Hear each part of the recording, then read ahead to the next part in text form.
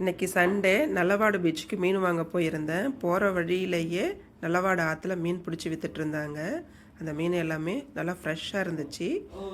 மீனுடைய நேம் வந்து மடவை மீன், ஜிலேபி, கெளுத்தி. இந்த 3 மீனுமே நல்லா இருந்துச்சு. அதில் நிறையவே வாங்கிட்டு வந்துட்டேன். இது எல்லா மீனுமே சேர்த்து 300 ரூபா தான். இதை நம்ம இப்போ க்ளீன் பண்ணி எடுத்துடலாம். இதில் வந்து ஜிலேபி மீனை வந்து தோல் உரித்து சமைச்சா நல்லாயிருக்கும் டேஸ்ட்டு. தோலோடு சமைக்கிறத விட தோல் உரித்து சமைக்கிறது நல்லது. அதனால் தோல் உரித்து நான் எடுத்துட்டேன். இப்போ இதில் வந்து நம்ம மசாலா மிக்ஸ் பண்ணி எடுத்துடலாம். இதுக்கு மசாலா வந்து 2 பூண்டு, கல்லுப்பு சேர்த்து நல்லா நைஸாக அரைச்சி எடுத்துக்கிட்டேன்.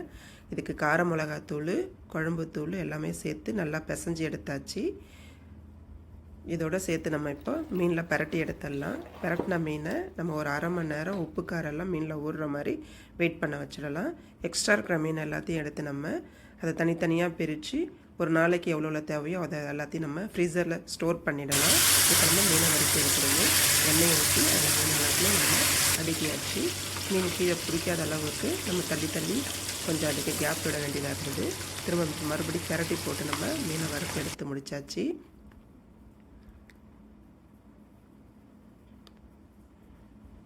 இன்றைக்கி என்னுடைய சமையல் மீன் வறுவல், சாதம், மடவை மீன் குழம்பு.